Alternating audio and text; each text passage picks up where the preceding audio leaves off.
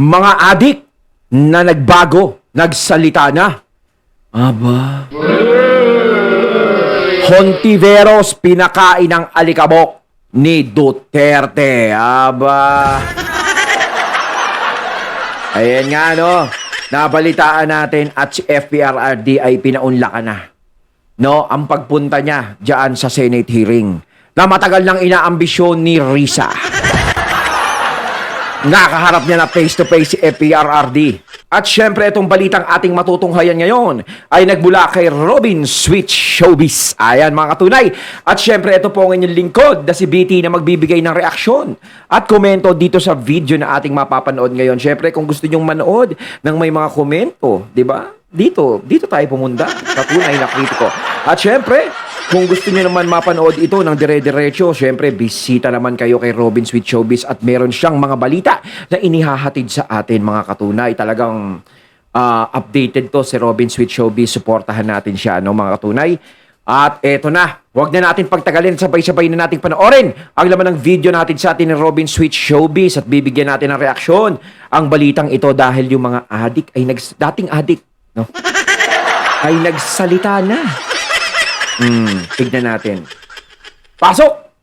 Nagsalita na ang dating mga adik na nagbago at yumaman. Hindi nga nila gusto ang ginagawa ngayon kay dating Pangulong Duterte sa Senado na kung sino pa ang nag-implement at nagbigay ng programa para sa mamamayang Pilipino para sa kaligtasan ng taong bayan ay siya pa ngayon ang iniimbestigahan. Heto ang Ayan na ngayon ang panahon. Di ba?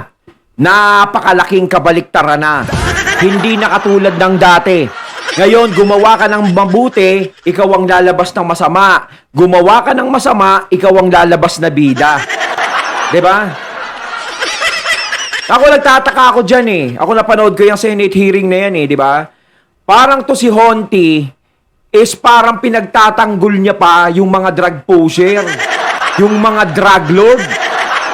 Diba?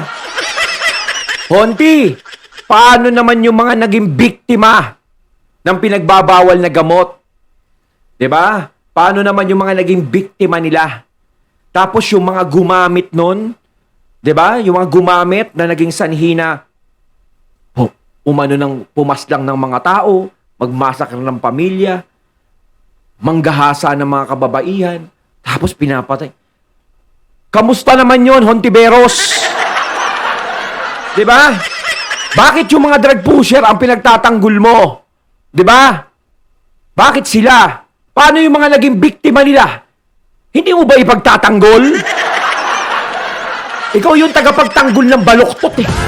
Kung tutusin talaga mga katunay, si Hontiveros para sa akin siya yung tagapagtanggol ng mga baluktot na tao. Kaya pag ito naging presidente ng Pilipinas, si Hontiveros, asahan mo. Dadami kriminal sa Pilipinas. Baka nga magdala ka na ng baril, wala nang lisensya, okay na. patunay na maraming nagbago sa kampanya ng dating Pangulong Duterte kontra ipinagbabawal na gamot, Loxin.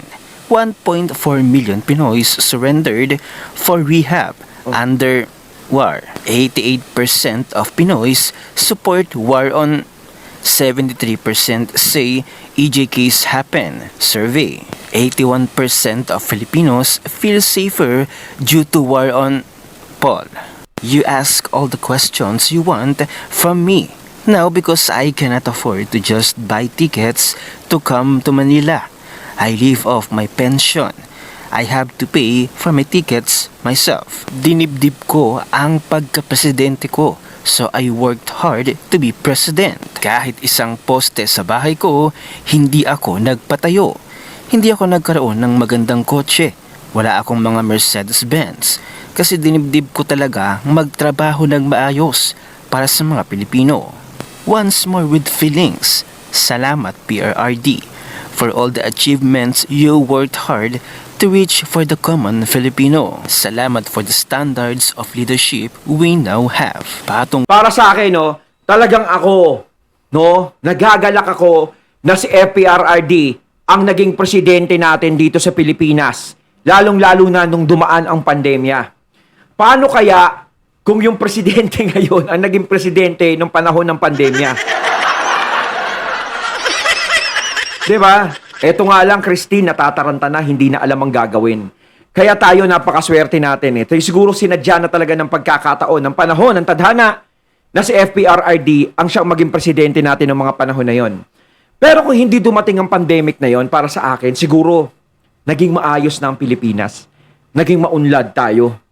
No? Naging maayos. Kasi, alam nyo, kahit pandemic, nakakapalib si Tatay Digong. Yun yung mga panahon na dapat magmahal ang mga bilihin eh. Di ba mga katunay? Pero nung pandemic, talagang hindi niya hinayaan na magmahal ang mga bilihin ng mga panahon na yun. Alam naman niya kasi yung mga tao walang trabaho, walang pinagkakakitaan ng mga panahon na yun. 'Di ba? Ang mga bigas nakakabili pa rin tayo sa halagang 30 pesos. Napakagandang klase na.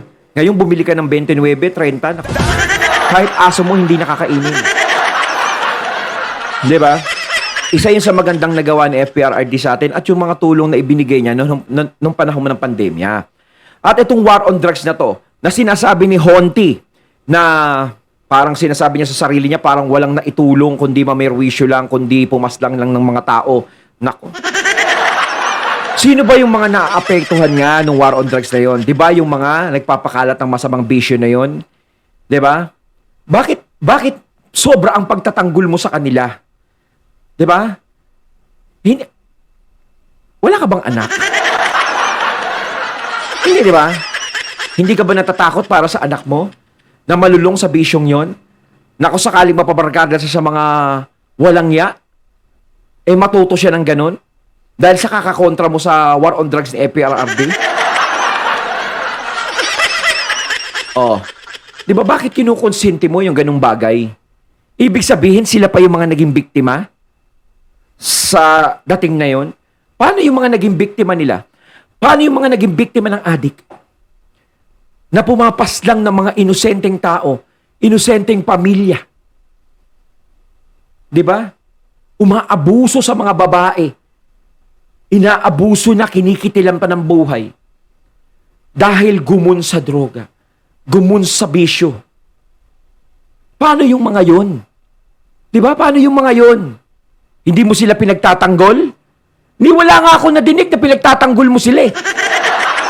Ang ipinagtatanggol mo, yung mga tao na alam mong may kasalanan sa batas, na alam mong lumalabag sa batas, na alam mong sumisira sa mga kabataan.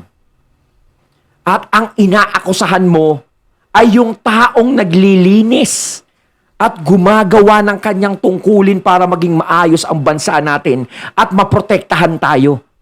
Yun ang inaakusahan mo. 'Di ba? Hindi ka natutuwa.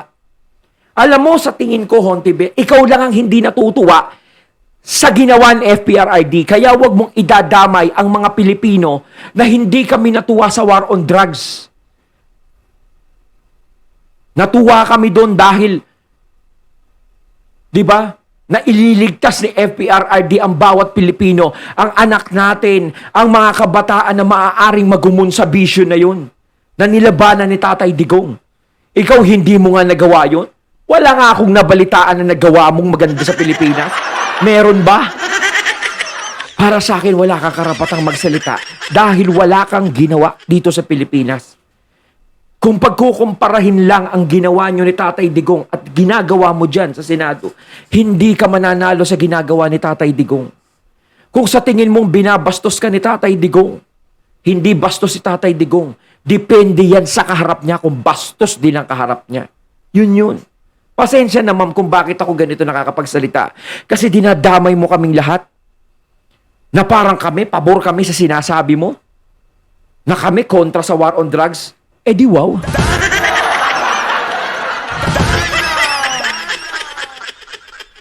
Tungkol naman sa isang colonel na umaming pinagagawa siya ng false testimony at affidavits. Ito pa. Subordination of perjury. Subordination of perjury is not explicitly defined in the revised penal code of the Philippines. However, it falls under the category of perjury-related offenses. According to Article 183 of the PRC, Perjury is committed by any person who knowingly makes a false statement under oath in a judicial, official, or authorized proceeding. This encompasses providing false testimony, affirmations, O kita nyo, nanghihikayat pa kayo ng isang police? Diba? Na tumistigo? Grabe kayo. Talagang gumagawa kayo ng paraan para ang mga Duterte ay ma-out of the picture. Diba? Alam namin natatakot kayo. Alam namin kung ganong kalakas ang mga Duterte. Alam nyo yan. Kaya gumagawa kayo ng paraan hanggat maaga. Ayaw nyong maulit ang nangyari noon kay Lenny sa mga kakamping na kumilos sila noong 2021 para pabagsakin si Bongbong Marcos na hindi na nila naihabol, nanalo na si Bongbong. Ang gusto nyo mangyari ngayon habang maaga pa is mapabagsak nyo na yung mga Duterte. Kung maging guilty sila, maging guilty, parang ganun.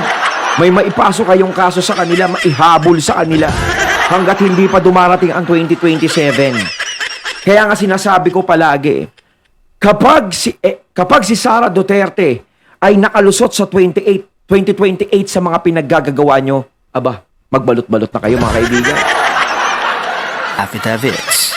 Thus, subordination of perjury involves persuading, inducing, or procuring another person to commit perjury. Inducing someone to lie under oath could result in liability for the instigator as a principal by inducement, as stated in Article 17 of the PRC in conjunction with Article 183. In a recent incident, Colonel Hector Grijaldo informed the Senate that Quadcom members Congressman Fernandez and Congressman Abante allegedly induced him to read prepared affidavits to speak against former President Duterte. Nako, lagot kayo! May nagsalita na, hindi nagsisinungaling yan. Siyempre, kumbaga ba siya magsisinungaling? 'Di ba? Nakataya ang uniforme niya, nakataya siya diyan eh.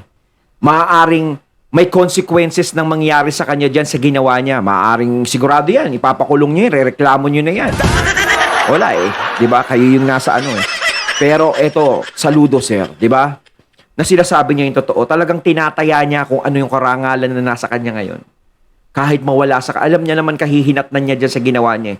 Pero yan yung mga taong matatapang na nagsasalita ng totoo.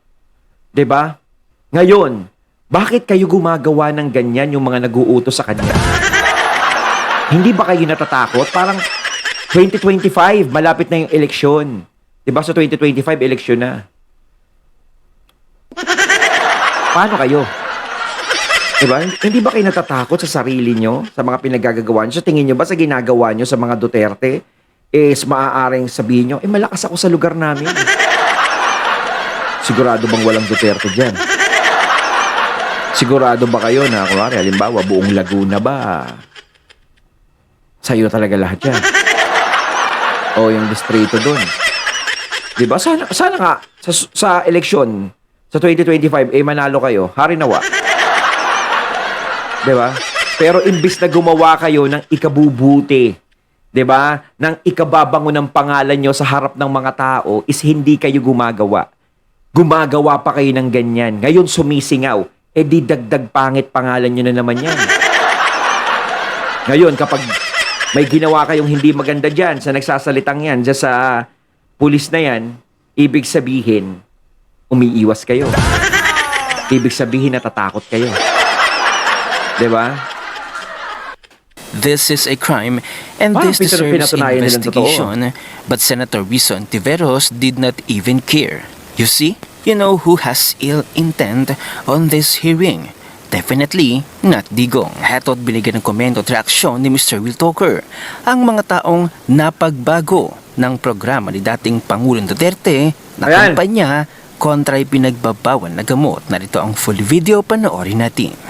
Duterte pa rin. Duterte pa rin. Kita nyo tong mga achievement na to. 1.4 million Pinoy surrendered for rehab. Apaka-powerful niyan. 88% of the milyon ang sumuko. Drugs, 73% say EGK happened. Pero, 'Di ba? Support ng mga Pilipino. O, diba? Kita naman natin, oh. Oh, milyon ang sumuko. Milyon ang nagbalik loob, di ba? Kumbaga, kinalimutan nila yung bisyo na yan. At nakikita ko rin yan. No? Sa bawat lugar. Dito nga sa amin, nakukwento ko, lagi ko na isi-share. May mga dating durugista dito. Mga dating lulong sa pinagbabawal na gamot. Pero nung dumating si FPRRD at nauso yung war on drugs na yan, aba, natakot silang lahat. Diba? Umiwas sila sa bisyong yan. Hanggang sa tumagal ng tumagal, nakita ko sila, nagtatabaan na.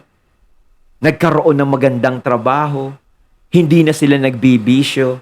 Hindi na sila pumapasok doon. Hanggang ngayon, nakikita ko sila. Maayos na ang buhay nila, nagtatrabaho na, hindi na sila dating nagbibisyo, napagbago sila ng war on drugs ng FPRRD. Siyempre dahil sa takot nung umiwas sila, siyempre alam nila kahihinat na nila kulungan o sementeryo. Diba? Minsan kasi kailangan mong maging mahigpit para magbigay ka ng disiplina. Hindi lahat nadadala sa pa-charming, pa-chill-chill. Hindi nadadala dun yan. Yung mga ganyan, mga lord na yan. Di ba? Hindi lord sa taas ay, mga drug lord yan. Di ba? Ano, gusto mo kausapin lang sila? Ha? Tumigil na kayo? Huwag na kayo magbenta. Sa tingin nyo makikinig sa inyo yan? Honti? Sa tingin mo ganon? Yun ba ang gusto mo? Bakit? Ayaw mo silang kausapin. Ngayon, kumakalat na naman daw at dumadami na naman. Kausapin mo na ngayon. Ngayon, kapag nagawa mo yon, kumausap ka ng mga 10 drug lord, na kapag sila, napasuko mo sa pakikipag-usap mo lang sa kanila, at naisuko nila sa'yo, lahat ng mga binibenta nila, ay bibilib na ako sa'yo.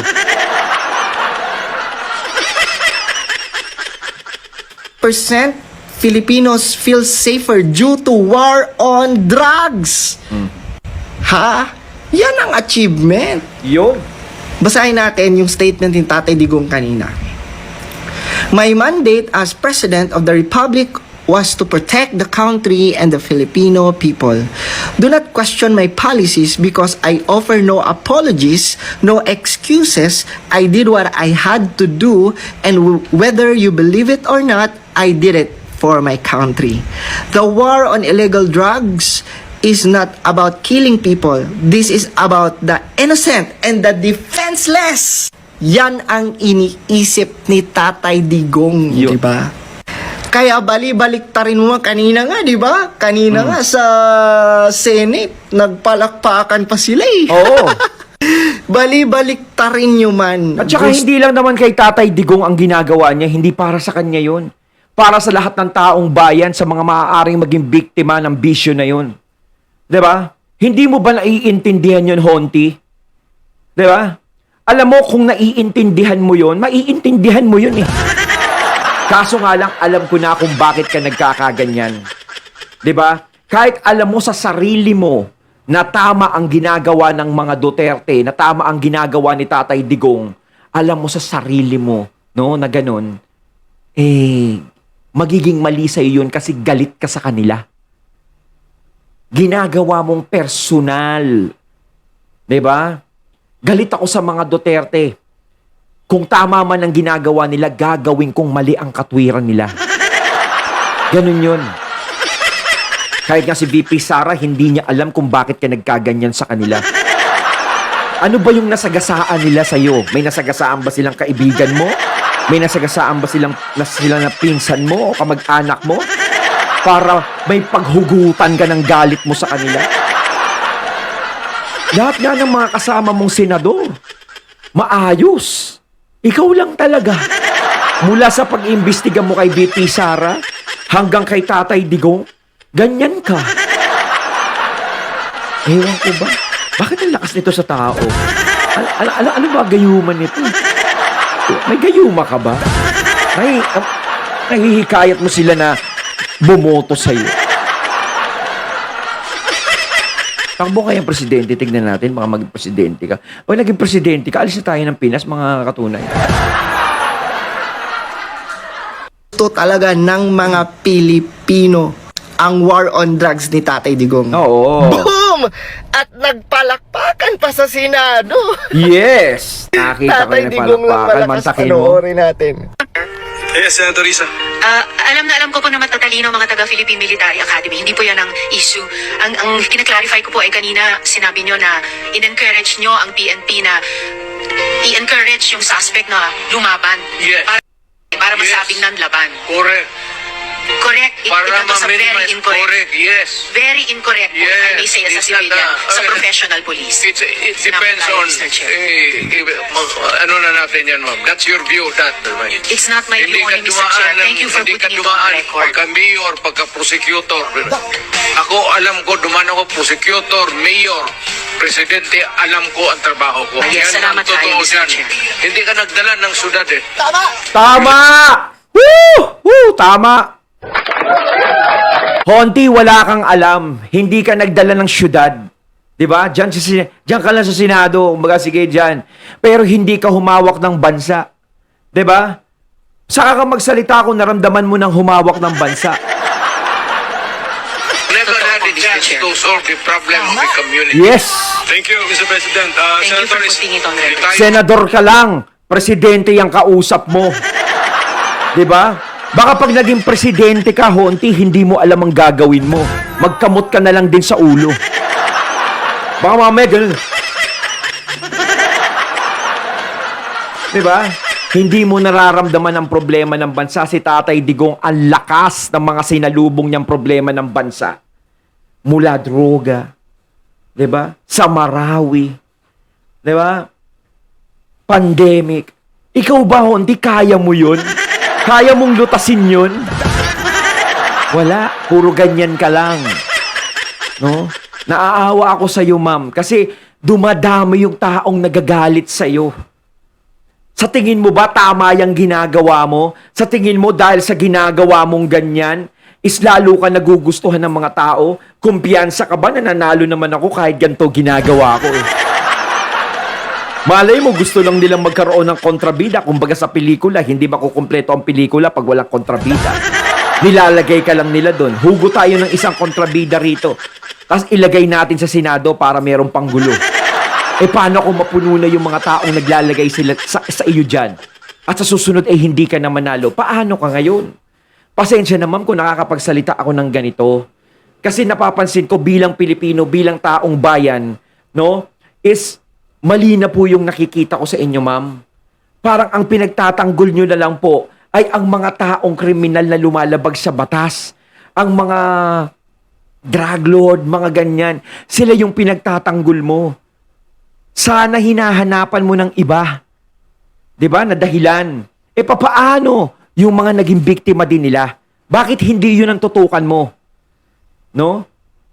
Ito, may isang tao nalulong sa droga, pinaslang isang buong pamilya. Anong masasabi mo doon, ma'am? Sino ang kaawa-awa doon? Sino ang biktima doon? Ang biktima doon, yung pumaslang o yung pinaslang? Kasi parang ang lalabas sa'yo, ang naging biktima, yung pumaslang. Yung mga pinaslang ang hindi biktima. Di ba?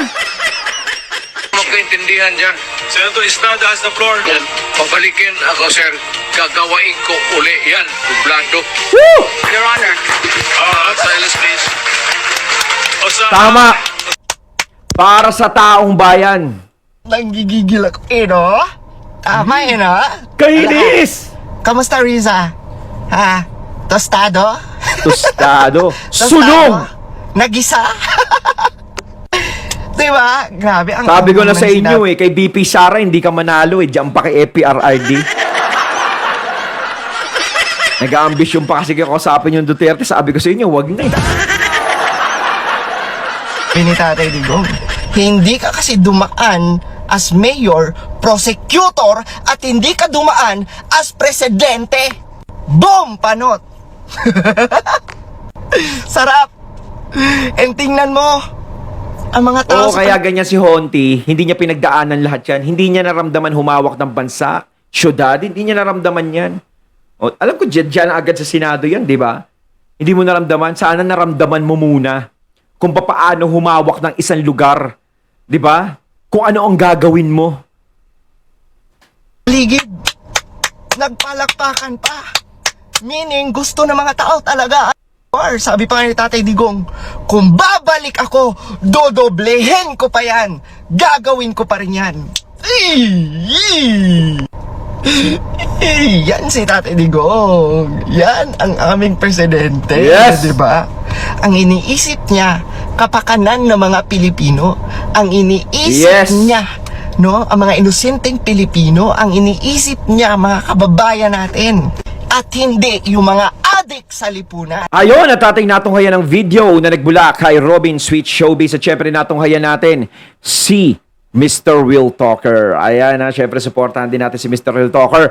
Kayo mga katunay, anong masasabi nyo tungkol dito? Nag-init din ba ulo nyo kay Honti?